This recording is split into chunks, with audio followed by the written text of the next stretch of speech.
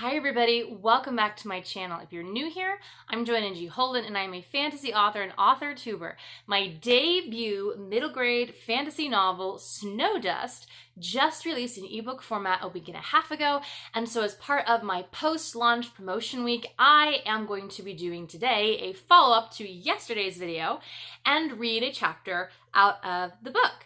Now, this is the paperback copy. I mentioned this in the last video, but I just wanted to mention again, paperbacks will be available on May 2nd, but yeah, they're not out yet. So I'm reading from the not for sale version. That's why that's on there.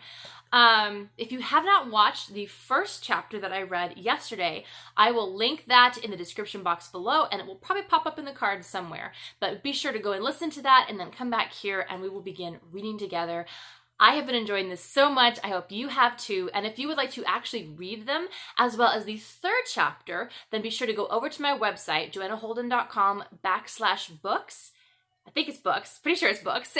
The link is in the description box below. And you can read the first couple of chapters. That's on the button that says read first chapters. So without any further ado, because I don't want this video to be too long, let's go ahead, let's dive in, and let's open the book to chapter 2. All right. Gotta find my place. Chapter 2. Kay blew out and watched his breath crystallize in the morning air. He shivered, pushing the toes of his shoes into the inch of snow clinging to the window box. The alley below was only 2 feet wide. He was on the second story, though. Glancing across at the window box of Gerda's room, he smirked. Heights had never bothered him, but she always made a big fuss when he jumped across. A crackle of frost startled him. The smirk vanished. It was even harder to forget last night's dream out here with all the ice and snow. That face, it had been so beautiful, as if sculpted out of ice, with eyes of purest silver and a smile that made them sparkle. But when he had stared through the window into those eyes, every part of him had wanted to run and hide. He had sat beside the window, paralyzed as she touched the glass. Frost had spread from her fingers like a disease reaching through the glass, trying to freeze his heart. Kay blinked away the image and concentrated on the window box across the alley. He had to get out of his room. All the quiet made it too easy for that woman to show up in his head again. He needed something to distract him, and he could get back without anyone knowing he had gone. Brilliant. He tested the stability of the snowy ledge. Sticky rather than slippery, perfect for a launch. He leaned back, fingers gripping the window frame. 1, 2. A grin lit up his crystal blue eyes. 3! He catapulted off the ledge, across the gap, and into the window box. His finger grasped at the icy window frame. He fought to keep his footing. As he gripped the frame tighter, he scanned the drop below. What a rush! He eased his weight to one side and tapped on the window pane. He couldn't see through the frost, but he could hear Gerda gasp and scurry across the room. When she threw open the window, he tipped an imaginary cap to her. Good morning. He dropped onto the floor beside her. Gerda glanced at the bedroom door. What do you think you're doing? I forgot to fill the wood box again, so Mother sent me upstairs till dinner. You're disobeying her? Gerda closed the window, her round eyes bulging. Sticking his hands in his pockets, Kay went to examine the collection of dolls on the floor. I got bored. Gerda crossed her arms and raised an eyebrow. Just like her to be a little killjoy. Oh, come on, Gerda, Kay said. It'll be an hour at least before anyone comes to check on me. And to be fair, my mother didn't tell me not to leave my room. She told me to stay upstairs. He swept his arm across the room. This is still upstairs. So, princes and princesses, or pirates and soldiers? Gerda's mouth twitched. Shaking her head, she broke into a smile. Princes and princesses it is. Kay pumped his fist. Yes! Shh! Do you want to get caught? If you're going to be a refugee, you're going to do it right. Just because you didn't tell me to do it doesn't mean it's wrong. Gerda raised her chin as she knelt by the dollhouse. I could go get my mother for you if you'd like. Huffing, Kay sat beside her. Fine. Your way is right, my way is wrong. Can we just play now? As you wish. Gerda scooted to make room for him in front of the dollhouse. Kay narrowed his eyes, lips pressed together. Why was she like that? She couldn't just play. She had to be Little Miss Mother Hen. Oh, well, everybody's got their quirks, I guess. Still better than sitting alone in my room. Kay picked up the prince doll. What's this? Mother sewed him a new suit of armor. She used gray cloth so it would look more like chainmail. What do you think? Kay examined it closely. Not too bad. Maybe this way he won't be burned alive when the dragon attacks. Why do you have to kill everybody? Gerda stood the princess next to the prince. For once, I'd like to play a story where nobody dies. Oh, come on, Gerdsy. I let you make them kiss every time. Let me make it exciting. Even Oma Aline killed off a few people in her story last night. Gerda lowered her head. I don't want to talk about that. Frowning, Kay picked at the prince's new outfit. You don't think there was anything real about that story, do you? Gerda snapped her head up. What do you say that? Should he tell her? Nonsense. How can I tell someone as skittish as Gerda that I saw a face in the window? Clouds covered the sky, darkening the room. Drat it. Even here he couldn't get away from that stupid nightmare. He scratched an imaginary itch on his neck. You're right, let's talk about something else. Gerda reached into the dollhouse. Mother also made me this. She pulled out a soft sewn rose. Its cotton petals were thin, but perfectly shaped, and green threads were wrapped tightly around a stick to make a strong stem. It's pretty, Kay said. And Oma Aline taught me a new song to go with it. Do you want to hear it? Sure. Gerda sat up straight, clutching the cloth rose to her heart. The rose in the valley is blooming so sweet, and angels descend there the children to greet. Wait, I know this song. Kay cleared his throat and joined her. Warriors so gentle were never seen. Tonight let them sleep while the angels sing. You have a nice voice, Kay. Kay smirked and made his voice sound old. See here, young lady, you had best do the singing and I'll do the saving. Giggling, Gerda went to get her princess a change of clothes. Kay adjusted the prince's suit of armor. He really should go back soon. His mother would not be happy if she found out he'd escaped again. A gust of wind shook the room. Kay stole a glance at the window. What on earth? Even through the frost, he could tell the sky was unusually dark. He walked over to the window and opened it.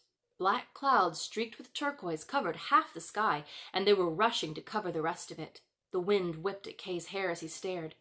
Is it going to storm again? Called Gerda. Kay couldn't answer. The sight held him captive. The wind was getting stronger. Smaller clouds twisted out from under the great dark canopy.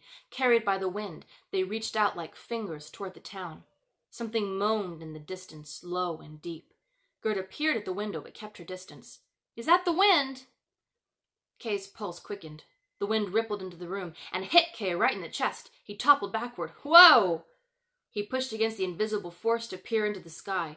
The fingers were getting closer. One was headed right for Gerda's room. Kay? Gerda's voice wavered. Close the window! She was right. He should close the window. But there was something about that cloud.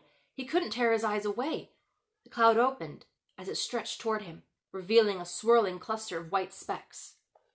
A high-pitched wail echoed through the town. It got higher and higher until it was an ear-piercing shriek. Gerda covered her ears. Close it now! With a roar, the cloud poured into the window and filled the room. Snowflakes lashed Kay's face. He covered it with his hands. The snow stung them like tiny needles. He yelped and cradled them at his waist. As he rubbed them, a second cloud hit, harder than the first.